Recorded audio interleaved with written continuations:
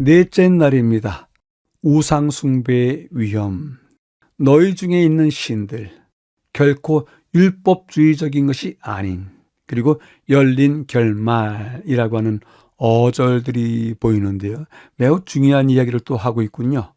우리 중에 신들이 있다. 우상이 있다.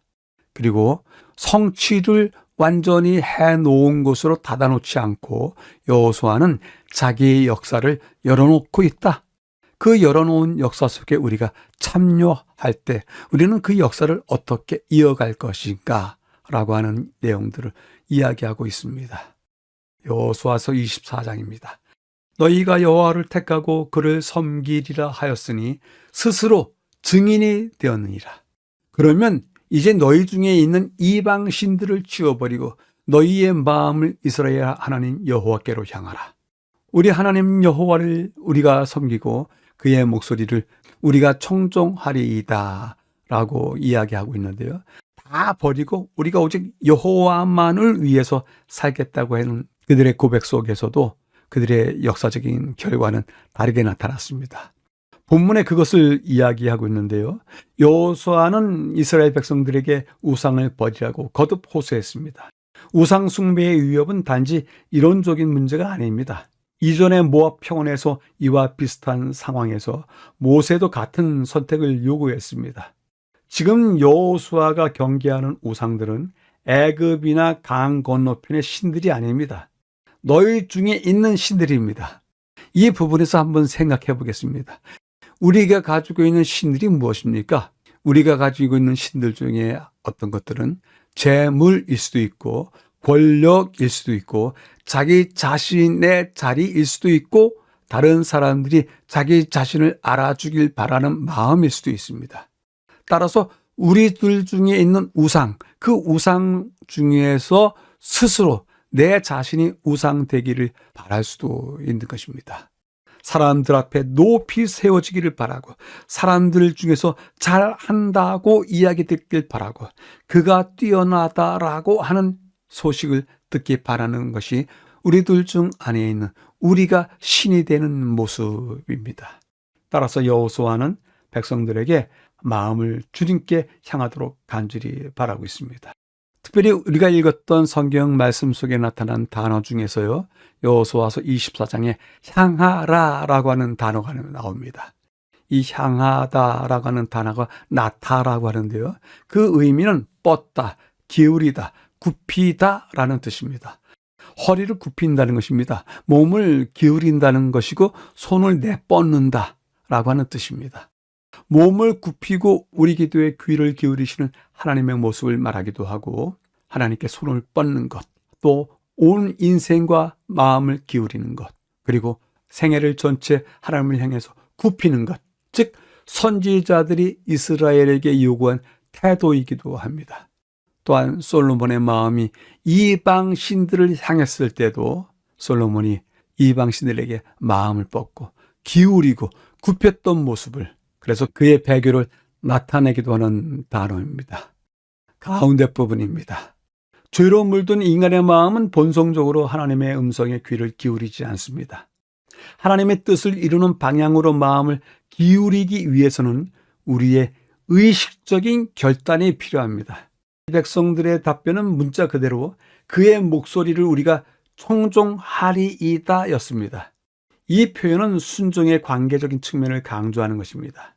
이스라엘에게 요구하신 것은 생명 없는 규칙을 기계적으로 따르는 것이 아닙니다. 언약은 주님과 맺는 살아있는 관계에 관한 것이고 규정만으로 그것을 온전히 나타낼 수는 없습니다. 이스라엘 종교는 결코 율법주의적인 것이 아니었으며 오히려 믿음과 사랑 안에서 거룩하고 자비로우신 주님과 나누는 끊임없는 교류였습니다. 놀라운 판단입니다. 이제까지 우리는 구약을 대할 때마다 이스라엘 백성들을 이야기할 때마다 유대인들을 이야기할 때마다 그들의 종교는 율법주의적인 것이라고 누누이 강조해 왔는데 저자는 이스라엘 종교는 결코 율법주의적인 것이 아니었다라고 단언하고 있습니다. 하나님과의 나누는 끊임없는 교류였다고, 우리의 상태와 동일하다고 이야기합니다.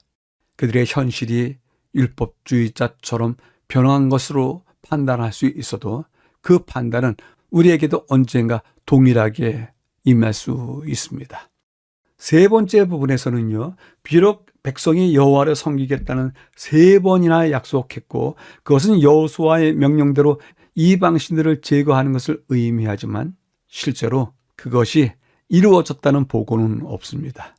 이 책은 전체에 걸쳐서 여호수아나 모세의 명령이 성취된 것을 순종의 본보기로 기록하는 것을 관례처럼 사용해 왔습니다. 그런데 책의 마지막 부분에 성취된 것에 대한 내용이 생략되어 있으면서 여호수아의 호소가 담겨져 있습니다. 여호수아의 호소는 열린 결말로 남아있다는 뜻입니다. 이 말의 뜻은 무엇입니까? 성취가 이루어졌다, 끝났다. 그것이 생략되어 있는 것은 뒤에 남아있는 너희들이 마지막 페이지를 써야 된다는 것입니다. 이 마지막 페이지를 단정하는 일은 그 다음 세대 계속 이어지고 오늘 우리에게까지 이어져 왔습니다. 여호수아의 마지막 부분에, 즉 하나님의 말씀이 성취되었다라고 하는 것 또한 우리가 써야만 하는 것입니다. 그것이 결말이 열려 있다라고 하는 표현입니다. 여호수아를 섬기라는 여호수아의 중심 호소는 여호수아의 세대뿐만 아니라 이 기별을 새롭게 읽거나 듣는 각 세대의 하나님의 백성을 위한 것입니다. 이 세대적인 사명이 오늘 우리에게까지 전해지고 있습니다. 교훈은 다음과 같이 이야기합니다. 이 마지막 말은 이스라엘에게 신랄한 견책이었다. 아모리 사람의 신들은 그를 섬기는 자를 보호할 능력이 없었다. 가증하고 비열한 죄로 인하여 그 악한 민족은 멸망당했고 한때 그들의 소유였던 아름다운 땅은 하나님의 백성에게 주어진 바 되었다. 멸망당한 아모리 사람들이 섬기던 신들을 이스라엘 백성들이 섬기기로 선택한다면 얼마나 어리석은 일이 될 것인가? 여호수아는 오직 나와 내 집은 여호와를 섬기겠노라라고 말하였다라고 전하고 있습니다. 넷째 날을 요약해 보겠습니다. 우상 숭배의 위험. 너희 중에 우상이 있다. 조심하라. 그리고 마음을 하나님께 향하라. 그때 그 세대에게, 그리고 오늘 지금 우리 세대에게 그렇게 마음을 하나님께 기울이라고, 또한 뻗으라고, 그리고 굽히라고 전하고 있습니다. 경계하는 우상들, 그것을 이야기하는 것은 이방 신들 때문이 아니라 너희들이 소중하게 여기는 그 신들이다. 그리고 그 신들 중에 너희들 스스로도 나는 신이다. 내가 제일이다. 나를 바라보라. 라고 하는 신들이 있을 수 있다. 조심하라. 구약 종교는 결코 율법주의가 아니다. 하나님과의 끊임없는 교류가 구약 종교의 특성이다. 그리고 마지막으로 결말을 열어두었다.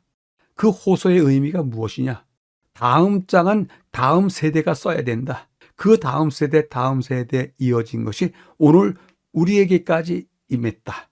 우리는 그 열린 결말을 어떻게 마무리 지을 것인가, 어떻게 성취할 것인가 물어보고 있습니다. 질문해 봅니다. 우리 공동체 안에 있는 불의와 반칙의 우상이 있습니까? 없습니까? 여러분 스스로가 찾아보시고 대답해 보시길 기대해 봅니다.